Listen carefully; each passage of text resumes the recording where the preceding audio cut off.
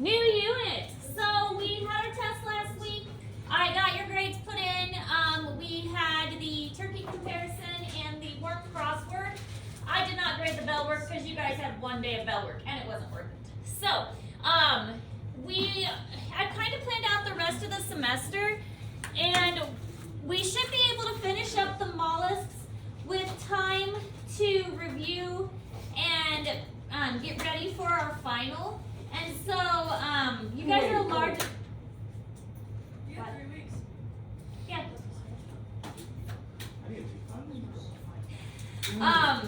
So we have this week plus 2 more full weeks, and then it's finals after that. So mollusks will take us about through up until we are ready to prepare for our finals. So this is a good unit to end on. We will start next semester with echinoderms, which are sea stars. I really like the mollusk group because I really think the octopus is amazing, and we'll talk quite a bit about that as we go forward. So coming back to this page, just like we always do, we've covered quite a bit. We've done the peripheras, we've done the cnidarians, we've done all of our worms. Now we're on mollusks. Arthropoda would be next, but obviously we've already done that one. So then we go to echinoderms. Now what's exciting is after echinoderms, we get into the chordates, and chordates is where it gets really interesting.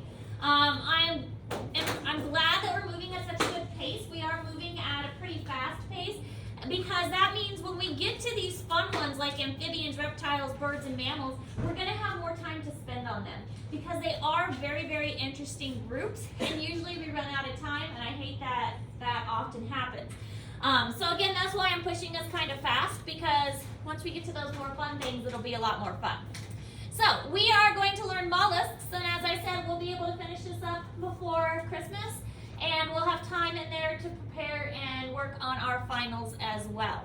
So here are all the classes that are in the phylum Mollusca, but these are the only ones we're going to focus on, okay? These are not as well known, and there's not as many in those groups. So we're going to focus on class Bivalvia, Gastropoda, and Cephalopoda.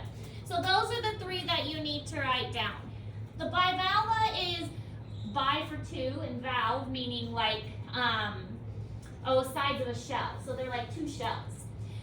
These are clams, mussels, and oysters, and we will dissect a mussel. Gastropoda, gastro means stomach and poda means foot, so these are stomach foot animals. Snails and slugs are the best examples of those. And then cephalopoda, cephala means what? We learned this one before.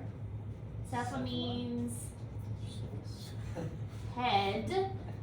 Go to Thanksgiving, you guys forget everything. Look, I ate a lot of food and slept a lot. You did, I did. Cepha means head. So poda means foot. So these are the head foot ones. So these are like your squid and your octopus. Because they don't have a body so much as they've got head and they've got tentacles, and that's really all they've got. You know, it'd be cool to dissect an octopus.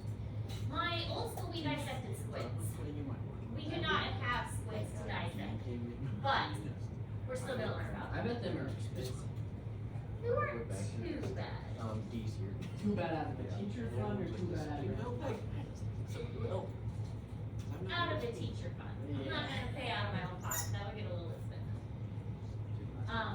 But we do have mussels that we're gonna dissect.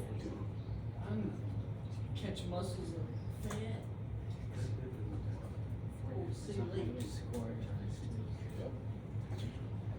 and then I give you guys a first and a piece of mine. I kind of like that. But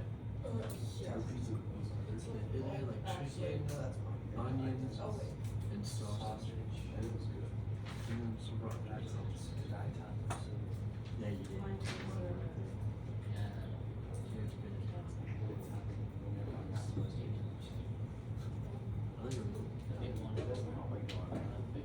Yeah, but I mean, if someone asks you for me to do it, yeah.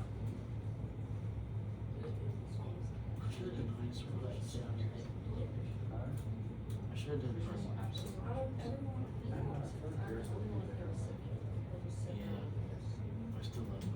Yeah, I still love high school.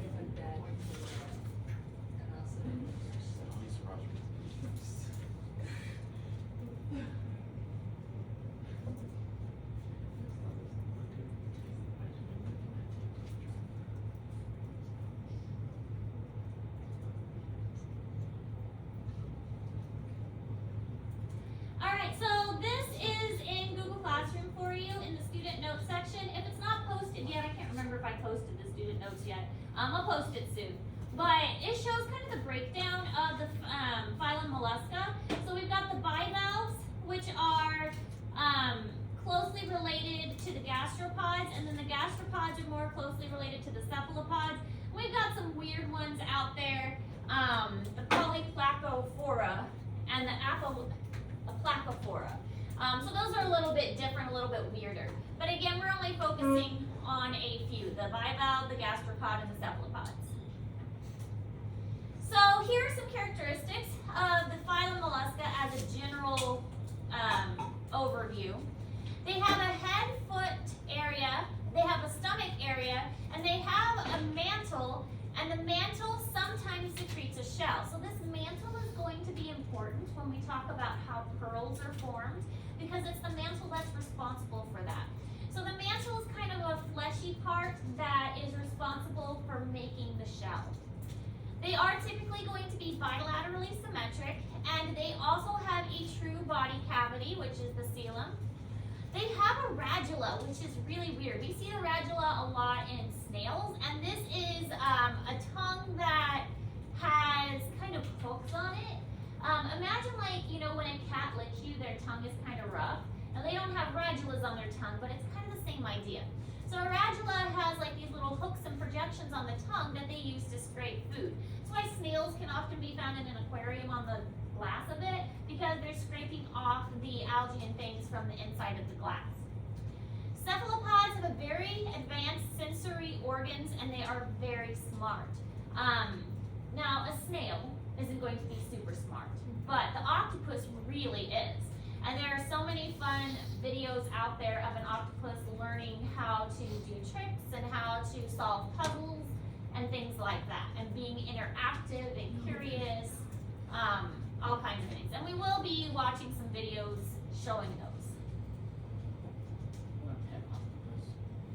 Pet octopus. Be pretty cool, except most of them are marine, and so keeping the salt water for them would be difficult. My goal in life is to own a big saltwater tank. That's like built into my wall. Saltwater tanks are amazing, and I would like one, but I don't really have the time for it right now. I've also heard that they're very expensive to keep. They're very expensive, and they're very sensitive. Like, you have to monitor the water a lot, and it's a very balanced system. Yeah, my one goal in life is to have a inset fish tank. That'd be awesome. When you get that, invite me over. Probably won't end up getting it until I'm retired. When I actually don't have anything to do with my life anymore. Because you're retired doesn't mean you don't have anything to do with your life. Close enough. Sit there and play. Play what? Yeah, I've seen Scrabble. Maybe some solitaire. I love how you just skipped to the end. You forgot all the stuff in the middle. You don't need all that. You're just gonna. The woman No one wants to talk about working for others. Work's not so bad. Get off this. If you like what you do. Alright, so other things about mollusks. Latin for soft, and so many of them did evolve a hard shell for protection. If you think about snails and slugs and an octopus, they are very soft. But that hard shell that a snail has or a mussel has, it protects them. Not all of them are going to have that hard shell, but some of them do. Make up about 23% of all named marine organisms. So there is a lot of these in the ocean.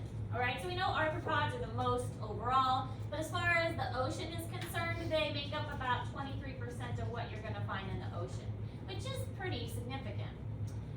Can be marine, freshwater, or terrestrial. I mean, if you think of snails and slugs, those are terrestrial.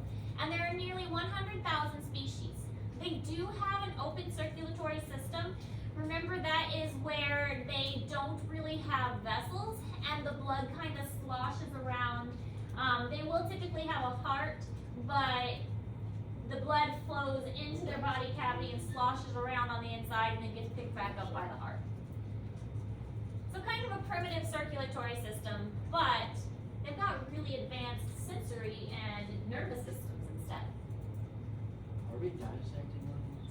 We're gonna dissect a muscle. Cool. So why do slugs and snails die when you put salt on them? It's a process called osmosis. So osmosis is where water is going to move from an area of low concentration to an area of high concentration. So if you put salt on the outside, that means that you increase the concentration on the outside. And so basically the water is going to be sucked out of the cells to try and go to the salty area. It's a natural process that our bodies use all the time. That's how we absorb nutrients and how we get oxygen and things into our body.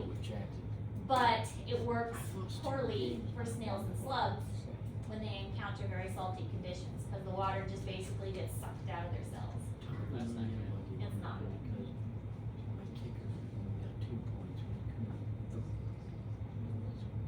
Really, the only way to fix that would be to put them in a freshwater solution. So the water goes back into their cells. It happens so fast though. Depends on the concentration. If it's really, really high concentration of salt, it'll happen faster. No. So why? I guess the price may differ from saltwater snails. Yeah, so they have more salt inside to kind of balance the salt that's outside. More freshwater snails, saltwater. Yes, that wouldn't work. It's also why we'll talk about this with fish. Fish that are in salty water, they pee very little and they have to drink water because their body is constantly losing water. But a fish that is in like fresh water, they have water that's constantly going into their body, so they never have to drink and they're peeing all the time He's already scored 30 for you. because of that osmosis thing. It's okay. We'll talk about that more when we talk about fish. All right, so here are some of the animals that are in the mollusca group. Again, we're looking at gastropods, bivalves, and cephalopods. So here are some gastropods. There's lots of cool sea slugs out there, and we'll look at a couple pictures of them. We're familiar with the land slugs and snails, but the sea slugs are pretty cool. Bivalves, there's many different kinds. One of the things we're going to do is look at shells and practice shell identification. Again, our shells are not as extensive as what I had access to at the zoo, but I was able to find at least a variety. So we'll be able to look at some different kinds of shells. And then, of course, the cephalopods, which don't have a shell, but have some really cool features instead. This is also in Google Classroom, and this shows kind of the inside of the snail. What's interesting is they actually breathe right here. So this is their breathing area right underneath that shell right there. The rest is all attached. They also go to the bathroom right there. There's his anus, and so all the waste is going to come out right above his head. There's his gill. And their reproductive area is also right there, because here are the gonads, which are the reproductive, and that leads into this hollow space. So everything happens kind of right here above the head. Jesus. The foot is really just muscular to help it move. So if you took its shell off, would that just all like flop over? It would kill it. Well, if you took the shell off, it's all such a part of the shell that you'd probably rip all of that stuff off too, because it's all attached. You know what I did? Actually, I'm not going to tell that story. Yeah, well, probably not. It's You're a not zoology it's not teacher. about a snail. It's about a frog, but I don't think I want to hear that story. Okay, so the radula. The radula is super cool. Here you can see the radula of the snail. This is his foot, but his radula is his tongue portion. So if we're looking at the mouth here, the tongue has all these scrapey parts on it, and then it kind of projects it out, and then as it moves the tongue back in, it causes the food to come into its mouth area. So the radula has a lot of hooks and projections that help it to scrape and eat the food. All right, so that's all we're covering for today. The mollusks have a foot, mantle, and a visceral stomach area. The shell, we didn't talk about the shell much, but we will get into the shell more. Not all of them have a shell, but some of them do. And then, of course, the radula is the tongue-like part. They really need moisture to survive. If you think about it, most of these are found around moist areas. Even snails and slugs going to be found like under logs and things like that. And some of them can be intelligent, like the octopus. Any questions about any of this information? All right, so we are going to dissect a mussel, and just like with any dissection, we always have a dissection prep. So we've got, it's kind of got two parts to it. The first part is on paper, and then the second part I'll put in Google Classroom. It's just some extra pictures. But this is, you go to Biology Junction, and I'll put the website in Google Classroom as well. And you'll fill in the blanks on this. There are 50 different blanks. And you just kind of read along and fill in the blanks as you're reading. So it's really not too hard because it's going to give you the answers as you go through the assignment. Questions? I'll set those up here. If you have questions, let me know, but go ahead and get